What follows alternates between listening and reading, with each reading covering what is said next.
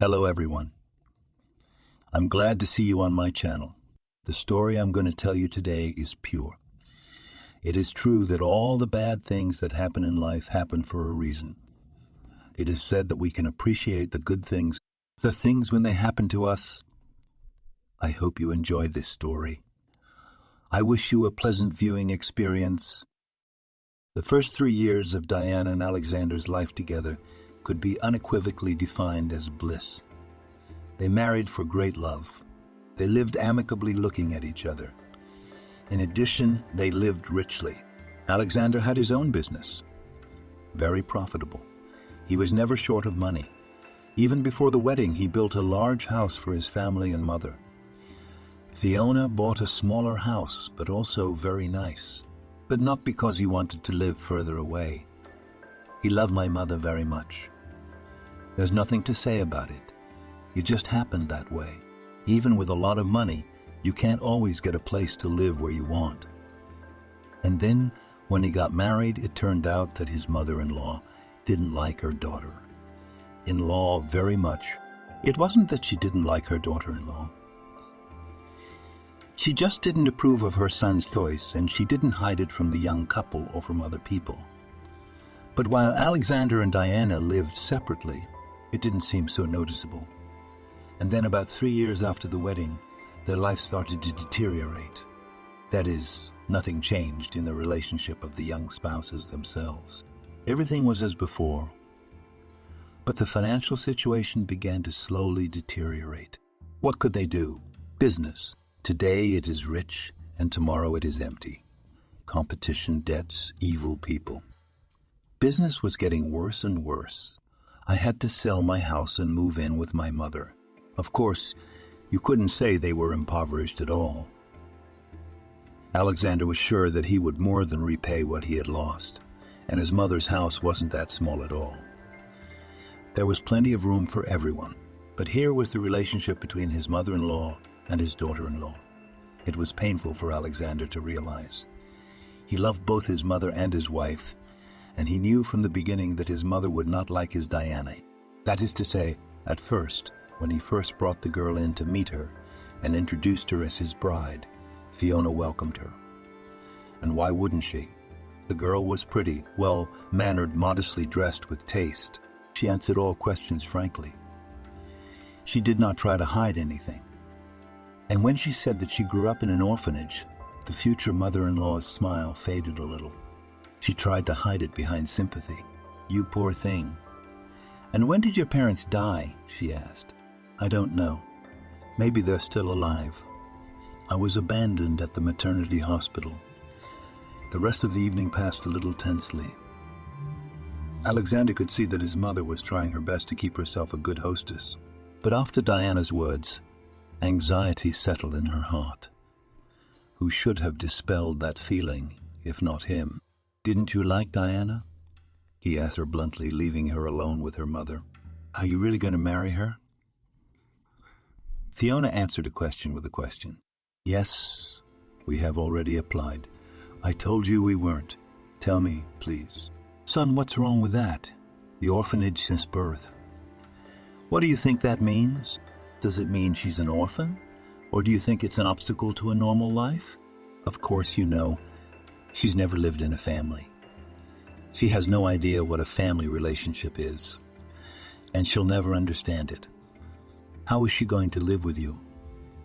What kind of family would you have? We're going to have the happiest, most normal family, and I don't understand you at all. Do you think orphans should be forbidden to get married? They want to be happy too, and much more than those who were born and raised in families. But they don't know what that is. And then, I hope you don't reject genetics either. Tell me this. Does a normal woman leave her newborn children in a maternity hospital, and her mother, your mother-in-law, the grandmother of your future children, left and left and left, no doubt a bad heredity for her daughter? You mean this very Diana? Doesn't that scare you at all? It's your attitude towards my future wife that scares me more. The fact that we're getting married is a fact. Whether you like it or not, Well, of course, I never take mothers into consideration. Well, get married. But very soon you'll realize that I was right. Alexander, on the other hand, understood one thing. They weren't going to live with his mother. Yes, he loved her very much and didn't want to leave her alone at all. But he didn't want to tolerate his beloved wife's bad attitude either. He was afraid that his mother would do something, maybe even unknowingly, to hurt Diana, who was so delicate and defenseless. And he himself did not want to offend anyone. He began to build a large house for the friendly life of his family, in which he and his wife and children would live, and his mother, the caring grandmother. Well, what could be better than a family of 3 generations? But after it became clear that Fiona couldn't accept a daughter-in-law, they had to buy a house for her. Of course, it was not without grudges again, implicit and hidden, but better such grievances than the daily troubles and disagreements in the family. That's why the early years were happy. The young people met with Fiona on big holidays, exchanged gifts and compliments. Quite sincere on the part of Diana and somewhat hypocritical and cloying on the part of her mother-in-law. But after they had to move in together, the problem came to a head. Fiona realized that she didn't have to hold back. She was the landlady and had every right to reprimand and demand that she follow her rules. She was not that strict and demanding with her son. On the contrary, she always tried to show how much she loved him, how much she cared for him, and she seemed to care for her daughter-in-law, but her worries were translated into constant reprimands and nagging. At the same time, Diana never objected, never tried to defend her opinion, tried not to clash with her mother-in-law. First of all, so as not to upset her husband, but also because she was used to respecting her elders. She knew that she lived in her mother-in-law's house, which meant that even particularly venomous remarks she had to keep silent or agree to. Alexander was rarely at home.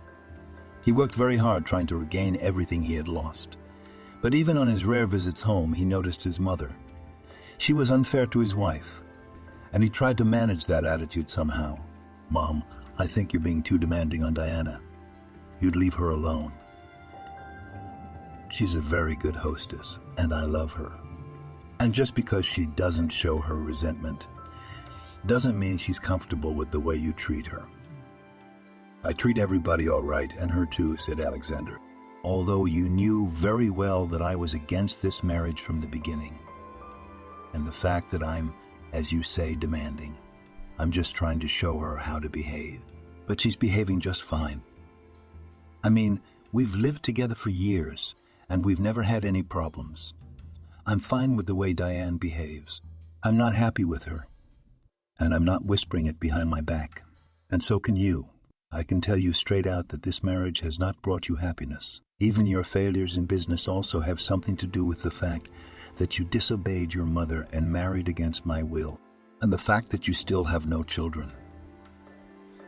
Where do you see that? You've lived almost 5 years without children. Why is that? It's probably fate. Her mother abandoned her child.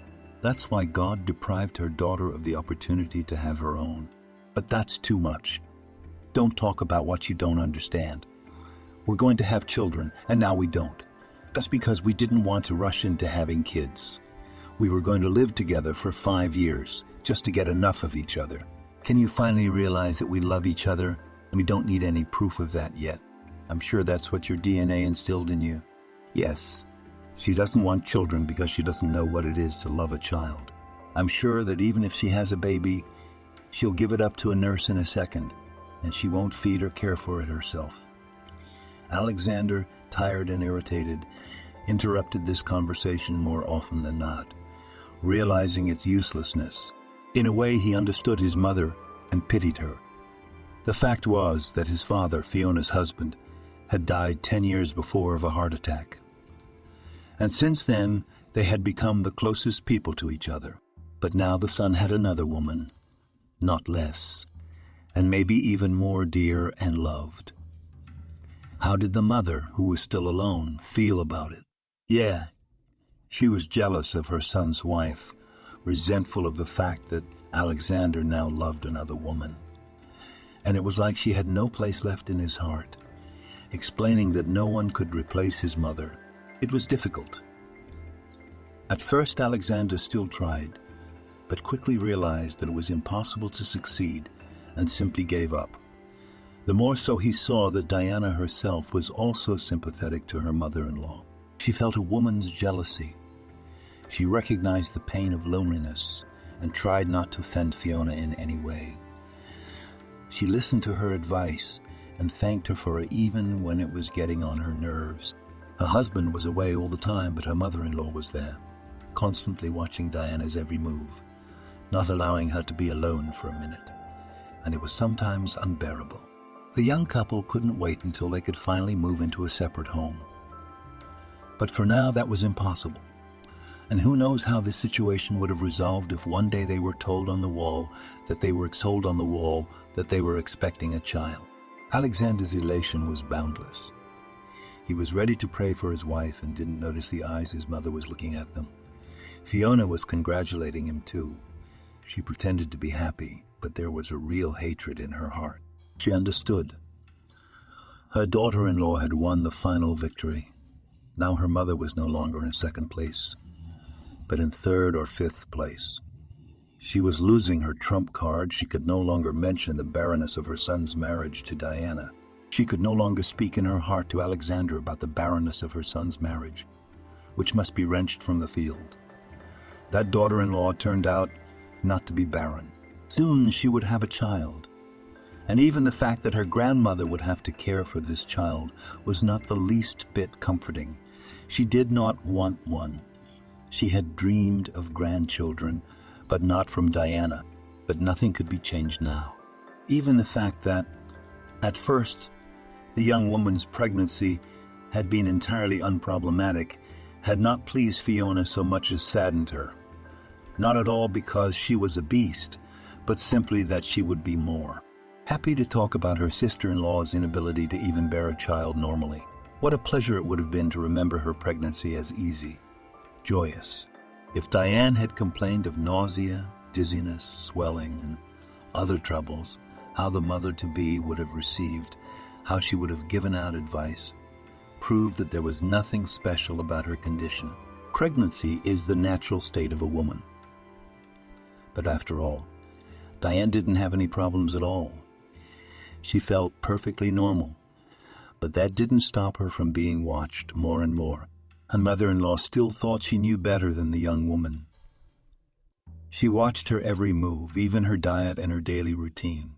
Every time Diane wanted, say, some fruit, her mother-in-law almost snatched it out of her hands. "What are you doing? You can't have strawberries under any circumstances." "What bananas? It's a very heavy food.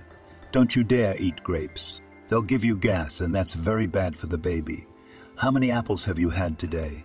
That's too many. Don't overload your stomach. Not your own, not the baby's." If Diane wanted to lie down for a nap or just lie down with a book in the middle of the day, her mother-in-law was there. "You can't lie around so much, you have to go for a walk. Come on, let's at least take a walk around the house." "But I can at least rest a little," Diana tried to object. "Why should you rest? I told you, you should walk more, breathe fresh air." "All right, but I'll walk alone. Stay at home, please. Why don't you want to spend an extra 5 minutes with me? Am I bothering you? Do I make you uncomfortable? It's a pleasure, but we do it literally around the clock. You don't leave me alone for a minute." "Yes. If I left you, you'd have lost the baby a long time ago. You have absolutely no ability to behave. You don't take yourself or the future baby into consideration." All of Diana's attempts to object and defend her opinion came out as attempts to hurt the baby and herself, and most importantly, her mother-in-law. "No, that was impossible," Fiona cried in the evenings to her son as well. "She's driving me crazy with this pregnancy. Your Diana's become completely unbearable. Her temper has really deteriorated. She argues at every turn. Does she think I want to hurt her? Or does she think I want to hurt her? Or does she think I have less understanding of how to take care of myself? The baby, my husband, after all? Do you realize that I mean no harm to anyone. She's not carrying anyone but my own grandson, who is dearer to me than anyone else in the world. But you're not being dramatic. I think Diana treats you just fine. Have you ever heard her say one rude word? No, because she's too sneaky to act directly. She's too sneaky. She won't let me say a word. And you think that's normal. And Alexander thought that the confrontation between the two women was getting boring. He himself was counting the minutes until the time when he and Diana would again be left alone in his house and can finally live in peace and happiness. But it was not to be. Diana died in childbirth. Even in the best clinics where her husband took her, there was nothing they could do. It is difficult to describe the despair in which Alexander came to hear the terrible news. He was born the long-awaited son, but his beloved wife paid for his life. And the young widower couldn't even rejoice with all his soul at the event he had been waiting for. But most of all, surprisingly, she fought back both at the funeral and afterward. Fiona could not forgive herself for treating her daughter-in-law badly, for not loving her enough, for hurting her at times. My poor orphan. She wept bitterly over the coffin. She wanted to see a friend, a helper in motherhood. And who did she see? An enemy of the word. How could I have treated her so? How could I have treated her so? How could I not love her? How could I not feel that she had been given such a short life? She did not see her child. She did not support her poor child in her arms. And Alexander, though he himself died of grief, still held himself together. He understood that he had to go on living. For the sake of his son, for the sake of his mother, little John was brought from the maternity hospital alone, without his mother, in the arms of a nanny Alexander found.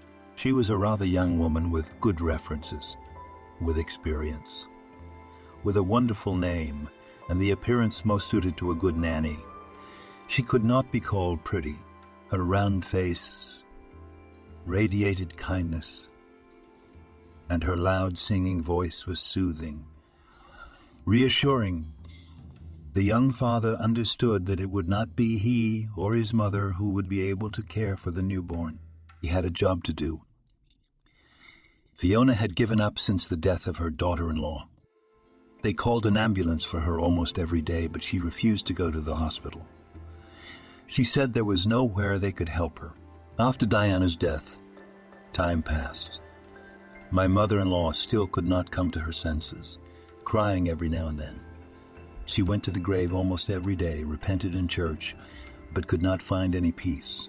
Mother, stop it, her son tried to comfort her. It wasn't your fault she died, Diana, and she wouldn't have blamed you herself. She was a bright angel then. She wouldn't blame anybody.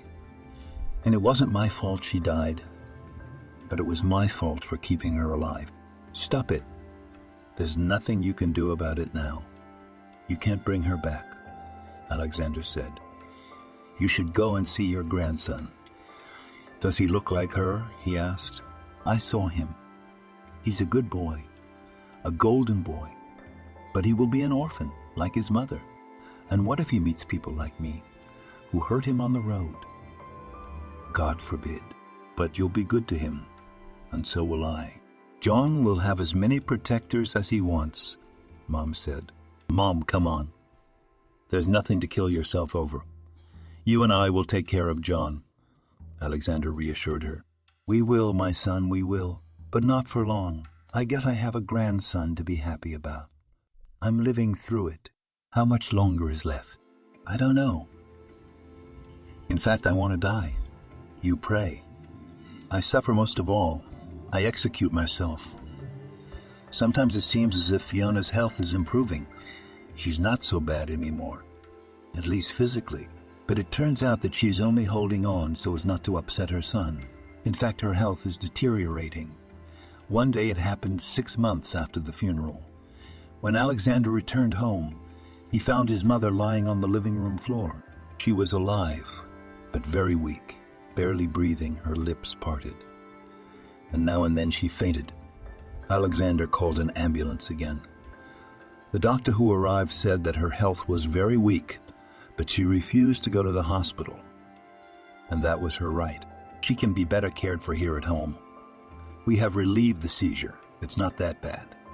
I'm prescribing medication. Tomorrow the doctor from the outpatient clinic will come and monitor her regularly.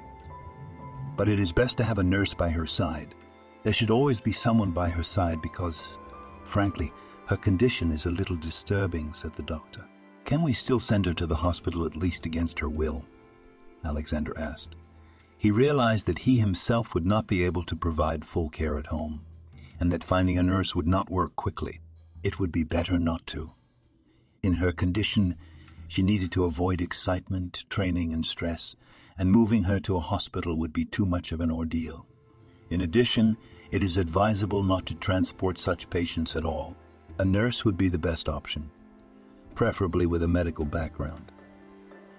Alexander agreed and started looking for a suitable candidate.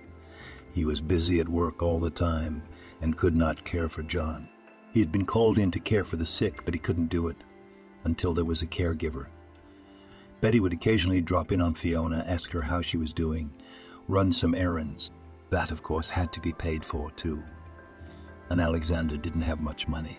After his wife's death, he again neglected his business. A lot of money went to medical treatment and funerals. Now he was in a difficult position again, but there was nothing to do. We have to find a nurse. Mother cannot be left unattended. The unfortunate widower tried to find a suitable woman who could provide the necessary care, but it proved quite difficult. Even to spend a few hours a day with the sick woman required the kind of money he could not afford to pay anyone else. Alexander searched, asking everyone he knew. This led to results. A former classmate who worked in a women's colony suggested a viable option. Would you like to take a nice girl from my contingent? I won't offer you a murderer. I have a nurse on parole who is a former single mother. Her father died. She never had a husband or children. She went to juvie because she was stupid. She trusted the wrong people. She's not likely to take it out of you, and she won't bargain. That's for sure. Where would an ex-bunny get a job? Nowhere much. Well, I don't know. I guess I'll have to meet my mother. I mean, she's a complicated person too. I don't know who can get along with her. So I'm not suggesting a girlfriend and still do a shot with a pressure to see the temperature, measure, and all these medical manipulations. I think she'll do a pretty good job. So think about it. I mean it. That's not a bad idea. Under my responsibility, you could say. Alexander really needed to talk to Fiona, who, despite her disability, would still barely agree to anyone. But he didn't want to deceive her either. No matter what, the truth would come out. It was better to say right away that the girl was a convict, serving time. But that would probably be enough. Right after that, my mother would say her strong no, and we'd have to look for someone again. And my mother dreamed of a nurse. She herself understood that she wasn't comfortable on her own. But at some point, Alexander realized that even more, she wanted her son to get married. That's my dream. I'm not trying to set you up with Betty, not that option. I want you to finally live like a human being. I mean, you're still young, and you have no life. It's understandable that you'll never forget Diana, and you'll always love her. But you yourself must live, whether you go on or not. Very much I must, and I will. But right now, I don't care about that at all. You see, my son is not even a year old. Diana just died. You're sick. Things are mixed up. What can I say? No one can ever replace Diane, and I'm not going to try. So no, I'm sorry, but don't tell me any more about it. Otherwise, I just won't listen. I'll get up and leave. I don't want to talk about it. You need a nurse, you know. One does not interfere with the other. If you get married, things can get better and you'll have money for a nurse. Or maybe I'll get well and do without any help. I'm not that weak. But she was very weak. And Alexander, after listening to her, decided to talk to her mother.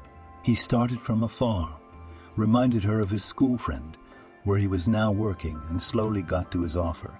And you know, Mom, I think that's the best thing for us right now. Oh my God, she's clutching her heart. It's getting worse by the hour. He's trying to bring me some kind of criminal. And it would be fine for me. But did you think about the fact that you have a little son at home and here will be walking around? She's not a criminal. The nurse, her former doctor at work, set up a medication shortage and pinned it on her. But she didn't have money for a lawyer, so she went to jail. That's how she got out on parole. Parole is for people who behave themselves. I'm sure she was good in prison, but here, she's a convicted nurse. That's a good way to get rid of me. You want her to inject me with who knows what. She euthanized me. What are you talking about? Mom, I'm sick of hearing it. No one's injecting you with anything, and they won't say a bad word. Let me bring her tomorrow. You'll meet her, look at her, and if you don't like her, we'll refuse right away. But then, I'm sorry. I don't know where we can find you a nurse. Now, you know how much they charge for 2 hours of care, as much as I have to work for a week. I regret now. Why didn't I go into nursing? Alexander was well aware that this argument with his mother could be endless. And the same nurse who was already ready was free, would not wait. She needs a job. She needs a job. She needs money. After all, she needs somewhere to live. Despite her mercy, she certainly won't wait for a sick woman to be cranky without end. Nevertheless, he asked his friends to arrange a meeting with her to introduce her to her mother. First, he spoke to a girl named Catherine himself. She was quiet and modest, as if she felt guilty about everything. After all, she had been convicted. She was serving her sentence in a penal colony and didn't have much faith that anyone would hire her, especially for a job this responsible, to take care of her mother. But she honestly told him that she had graduated from medical school, showed her diploma, told him that she had worked for some time in a hospital before the accident that had caused her imprisonment. Alexander liked her and even reminded him of the late Diana. He, too, was neat and short-tempered. But she had a very different look, and her eyes were different look. And her eyes were different. Diana was cheerful. There was always love in her blue eyes, and Catherine's brown ones were wary, as if she longed for some kind of resentment. "I would like you to meet my mother first," he said. "I must warn you, her character is extremely complicated. I know sick people have that a lot, especially if they find out about my past. And I wouldn't be surprised if your mother decidedly refused. But don't worry, I won't be offended by that." The next day, he brought the girl in to introduce her to Fiona. The mother was in good spirits that day and was determined to say no.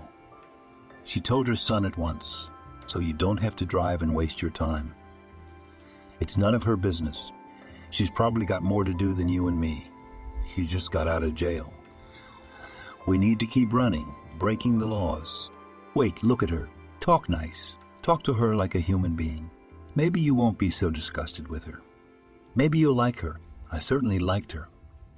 Nice girl, quiet. She has experience and she treats people well. She's not a criminal." "Of course, all non-criminals don't go to jail," he said. "Mom, remember you didn't accept Diane at first. And not just at first. And not just at first. And now it goes further than that.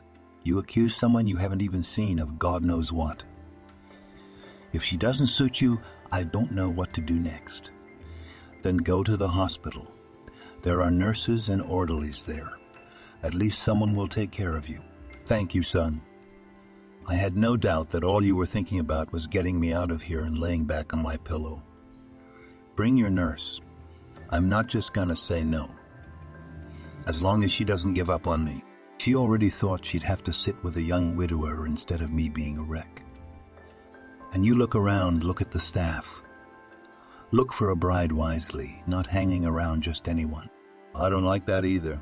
I don't think she's hanging around you." "Not at all," answered his mother. Alexander only shook his head as he left his mother's room. It was dearer to him not to change her mind. But if she decided it was time for him to get married, then he would see every woman as a potential groom hunter. Though, to be honest, his situation was far from brilliant. and his financial situation wasn't the best. And the fact that he was a widower with a young child didn't add to his advantages either. The next day he brought Catherine to the interview and left the two of them alone, deciding not to interfere in this delicate matter. What they talked about, of course, Alexander could not hear. But from all appearances, the conversation was quiet and friendly. At one point he even heard his mother laugh, and it was surprising. Even before the tragedy that had occurred and before her serious illness, she had seldom laughed so lightly and kindly. Was the caregiver to her liking? God willing? Soon the mother called out to Alexander, "Well, son, Catherine and I have agreed. Let her be my nurse. The girl, in my opinion, is not bad, but I warn you right away if I notice anything wrong. I'm sorry. You must have warned you that I have a temper. God forbid. I'll tell you, he was complimenting me. In fact, I'm much worse. Come on, Alexander, let's make a contract so that everything is in form according to the law, so that later there won't be any problems, if anything." Alexander was very surprised at his mother's decision. He was already preparing himself for a lot of persuasion, recriminations, and, in the end, a new search. Perhaps I shouldn't have come up with my truth. I would have brought the girl and said, "Here's Catherine, the nurse, and that's the end of it." No, I went out and twisted everything. How would she know who Catherine was? And it turned out that the girl seems to have come to her mother's liking. It was strange to say the least. Having drawn up the contract and sent Catherine to get her things, she was to come and live in the house. He stopped by his mother's house to express his approval and surprise. "Mother, I am very glad that you will be under professional supervision." "Did you, Catherine, really like it?" Fiona asked. "Yes, I did," she answered briefly. But her son couldn't help but notice that her eyes had brightened. And she looked kind of better after the interview, a pleasant girl.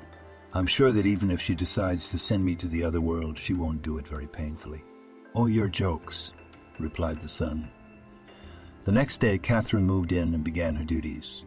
She got to know everyone, but one could not say that the girls found common ground, which was rather strange. After all, they were all about the same age and were in the same position in the house. They did similar jobs, but they treated each other without much warmth. This seemed to surprise Alexander at first, and then he waved his hand. Who knows what's on these women's minds? Especially since, and due to their duty, they were not supposed to have much overlap. Each had her own duties, and the main thing is that they perform them flawlessly. He was not interested in anything else. He had no complaints about either girl's work. Betty took excellent care of little John, monitoring his health and development. The boy was already beginning to walk slowly, was becoming perfectly healthy in stature, and looked more and more like his mother. And with Catherine and Fiona, everything was going as well as possible. Alexander even seriously suspected that when his mother complained about her health, she was doing it on purpose so that he wouldn't think she didn't need a nurse anymore when he was at work. Fiona, by all appearances, was feeling fine, walking with her grandson, and with her, of course, or with Catherine, with whom they always found some common topic of conversation. Sometimes one of the girls would help in the kitchen, or she would iron the children's laundry, or sit with her grandchild. She really wanted to spend more time with John, though. He was growing up, becoming more and more interesting. No, of course, Fiona's health was not the same as it had been before, but she was much calmer and her character had improved. And for all this, Alexander probably had to be grateful to Catherine, the girl who from the beginning neither of them wanted to take the job. But Betty, for some reason, took a dim view of Catherine. I wasn't the only one. She didn't show her attitude in any way. Was, as with everyone else, indifferent, spoke affectionately to her first, then a voice, looked with a soft smile. But sometimes when no one was looking at her, you could see how the girl's face changed. It showed an expression of discontent, irritation, and sometimes even anger. However, Alexander noticed it only once and did not pay much attention. The main thing is that Betty is doing fine with John, and to be friends with Catherine In general, she should not. Her area of responsibility is the child, and with her responsibilities she copes flawlessly. At the same time, she had little contact with the owners themselves. Alexander in the evenings to report on how the child is doing. What are his successes, if there are any problems? And with Fiona after the nurse came, she hardly spoke at all, except to say hello and inquire about her well-being. It was more out of politeness than anything else, for in fact she was less interested in the condition of her aged hostess. In the beginning, when she first moved in, she had been much more willing to talk to the father of her ward, and not only about the child. At one point it even seemed to Alexander that she had some sights on him. Maybe it was, but he did not respond to her signs of attention, and the girl apparently realized that her attempts are too vain and left them. However, the man was not very interested in communicating with Betty. She was apparently so used to dealing with little ones that she only talked to adults about toys and the weather and other mundane things. Nothing else seemed to interest her. Even Fiona complained once before Catherine arrived that she was bored.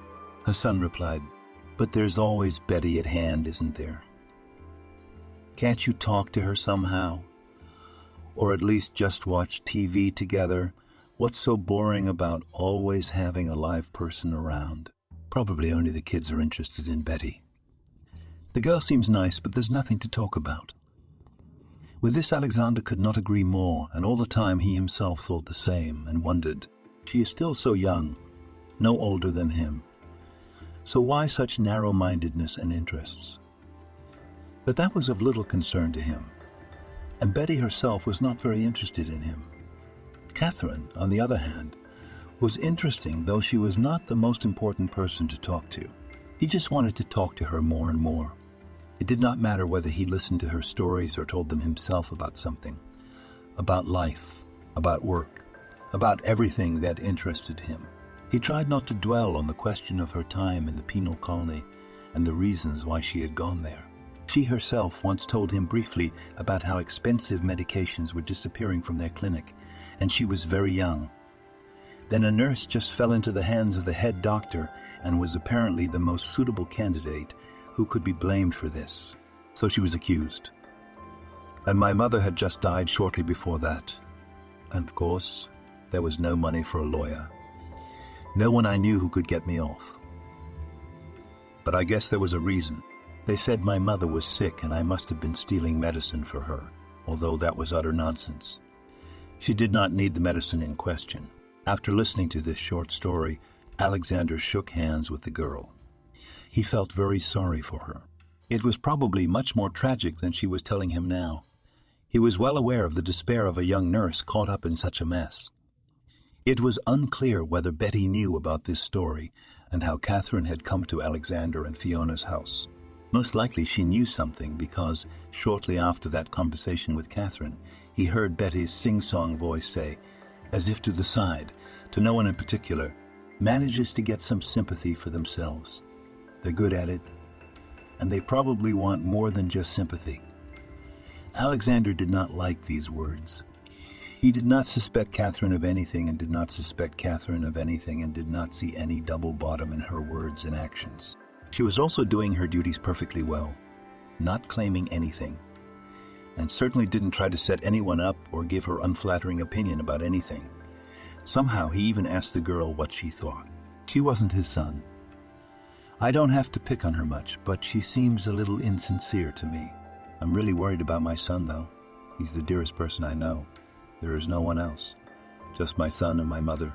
You know, I can't say anything bad about Betty, but I have a mixed opinion, too. No, she has a wonderful attitude toward the child and apparently knows how to get along with kids.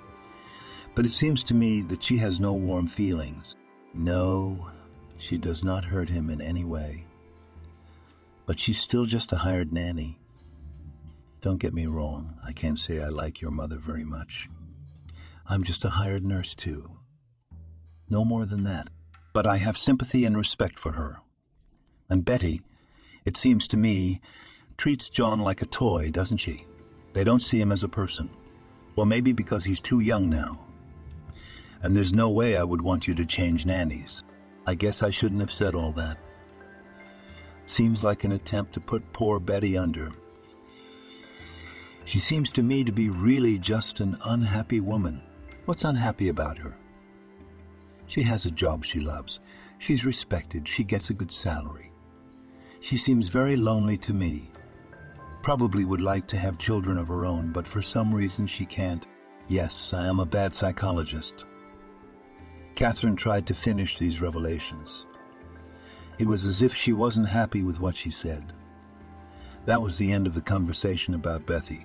It could have been forgotten, but after a while, Alexander noticed that she began to behave strangely.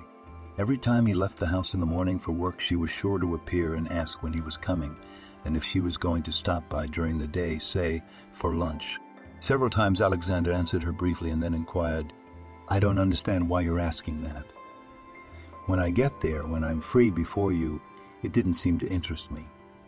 Betty was confused, seemingly bewildered, but only for 1 second, and then she sang with a smile, "Yeah, I'm not asking that for my own sake.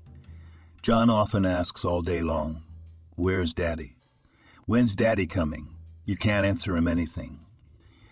The child will get used to deception, to inaccuracy, so I try to answer him in your words as accurately as possible. Besides, we are now learning to know the time by the clock. He is very capable and already knows a lot of numbers. Thank you, Betty. You'll forgive me for asking so rudely, but it does seem odd. Tell him Daddy will be here after 6. I mean after 18, Alexander informed me with a smile. The explanation was quite sensible, and he stopped thinking about it. All the more reason to think about it. Things in his firm had just started to get better, and immediately his competitors raised their heads, dreaming of capturing his share of the market. This was really very worrying.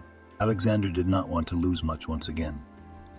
At one point, he even felt as if someone was too well informed about his firm's affairs. He couldn't suspect his employees of allowing information to leak. He had proven people working for him. He could trust everyone. But at the same time, getting rid of the thought that something was going wrong again was difficult. And one day on his day off, when he took a walk with his mother in the yard, had good talk with her, came home and put a weary Fiona to bed, he was stopped by Catherine. "I'm sorry, Alexander. Maybe I'm wrong to tell you now, but I can't get away from the feeling that this is important. You're a businessman. You have your own company, and you probably often take important documents home with you. You also work a lot at home in the evenings." "Well, yes, there are all kinds of things," he answered in surprise. "I don't know if I can say that. But the fact is, I've noticed on more than one occasion that when you're away, Betty comes into your office and stays there for a long time. Sometimes she goes in with John, supposedly to get a pencil or something, and if no one sees her, she goes in alone. One day I noticed through the open door that she was sitting at your desk. I have no idea what she was doing there, but I am well aware that going through other people's papers in no case." "Is that so?" Alexander said, puzzled. "Thank you, Catherine. You're absolutely right. And so much thanks that you said. It should have been long ago, as soon as you noticed. I seem to be too trusting. I never lock my office. I never take my papers. But who could I have suspected? Think about it. There's only a little boy and 3 women in the house who, I'm sorry, don't know much about business. It's strange, really. Betty's such a homely, simple girl, and all of a sudden she's doing something in my office. What could she possibly understand about all those papers? I don't know. Maybe I'm wrong to make a fuss about her. But I heard you talking to someone on the phone the other day about a possible leak, and you were very upset about it. So I put one thing and another together.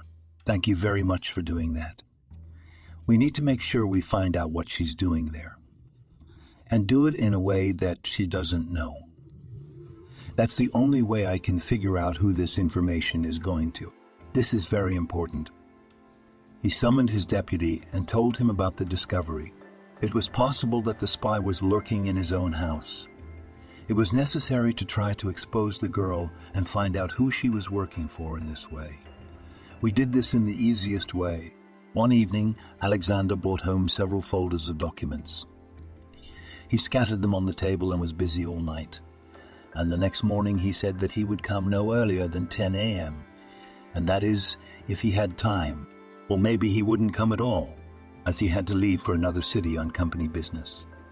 Of course he was not going to do anything of the sort, but he had taken up residence next door in a house where one of his colleagues lived. He also gave an errand to Catherine. Please, Catherine, be on your guard today. If you notice that Betty has gone into my office, call me at once, but only as inconspicuously as possible. She must not know anything. Catherine naturally agreed. And at about 1 o'clock in the afternoon, at a time when John was usually tucked in for his afternoon nap, she called. Betty was already there. Alexander and his partner quickly and discreetly entered the house. The office door swung open. Betty was focused on examining the documents. So that's how you're moonlighting, Betty. So tell me, who does the girl work for? She was confused.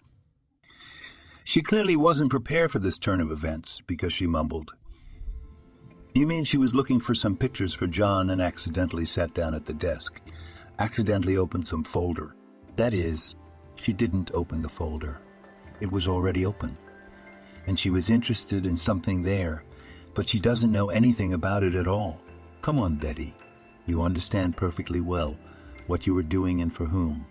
For Frank. I won't do anything to you. Don't worry, I'll fire you after this anyway. But you won't face anything more serious than that.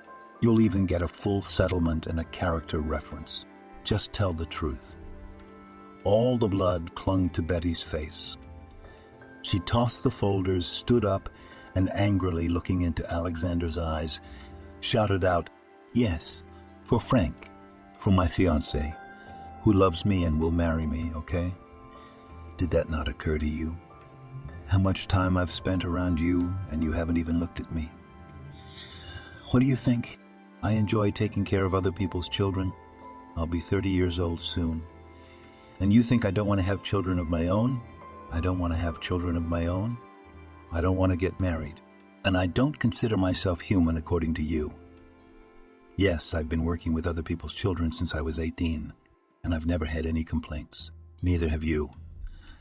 And Frank promised to marry me, and he will. And you don't think I'm ready for anything. Anything. Because he sees me as a woman, not a babysitter for his children. Where did her sweet singing voice go? That's enough. Stop your hysterics. You can go and pack your things. Forgive me for looking at you the wrong way, and I wish you marital happiness. Really, he's married, and I doubt he's going to get a divorce. And then don't come to me for money. You shouldn't have, Alexander. We should have dealt with them differently. You can go to the police for such cases. I would have filed a report, said the comrade grudgingly. Oh, come on. I'm not going to mess with that. At least now I know where the wind is blowing from, and I close that shutter in time. I'll have to find another nanny, though. Betty was in no hurry to leave without a scandal. In the hallway, she pounced on Catherine like a snake under a deck. Did they teach you to treat people like that in the penitentiary? Are you hoping to marry your master? But that's bullshit. You'll never make it. You'll see. You'll be kicked out yourself when it presents itself. Catherine, covering her face with her hands, ran away to her room. And Alexander, coming out, said sternly to Betty, Get out, please. You have already said all you could. It is no longer your business. Not an alien, not a brat ever. What a two-faced wretch you are. I doubt very much if anyone will marry you. Insulted, Betty left the house with her thing. Catherine had already wiped away her tears and left her room. I hope you did not take her words to heart. She was certainly very offended and must have been upset. She sounds like a very lonely person indeed. Aren't you lonely? A lot of people are lonely. But that doesn't mean you have to do and say bad things about others. Anyway, thank you. I guess you saved me from bankruptcy. Alexander went into the office to collect the papers left behind by Betty. However, there was nothing important there. Besides, he needed to find a new nanny for his son. It was not an easy task. So later that night, he had to talk to Catherine. Look, Catherine, As you can see, John has been left unsupervised for a while. I'll keep an eye on the boy. He's quiet and doesn't cause much trouble. The next problem was created by Catherine herself. Living in the house as Fiona's caregiver, she spent most of her time in her room or in the kitchen. She did not go into the other rooms of the house. There was no need. After Betty left, her area of responsibility expanded to the children's room as well. And there she noticed a large portrait of the late Diana on the wall. Alexander had hung it there himself, so her son would know what his mother looked like. The first day she walked into the nursery, Catherine saw the portrait and froze. Alexander was beside her. He was explaining something to Catherine about John's routine. Noticing her exasperation, he called out to Catherine, "What is the matter with you? Why are you so surprised by my wife's portrait? Is this your wife? She looks remarkably like my mother when she was young. Just the same face. You must have imagined it. Do you miss your mother?" "No, I know people can look alike, but not that much. I have a picture of my mother I'll show you. True, she's older there, but the resemblance is still apparent and very strong. You'll be surprised." "All right, I'll take a look. Though I don't think there's anything unusual about it. Anyway, my wife was an orphan. She didn't know her parents. You didn't have a sister." "No, I didn't. It was just me and my mother. I mean, at first she had a boyfriend, but they never got married. He wasn't a very nice man. And eventually they split up. I was very young at the time. My mother never had any more children. And before me, I'm sure she didn't either. I wonder if cousinship can give one such resemblance. However, I don't know anything about such relatives either. After my mother died, I was left all alone."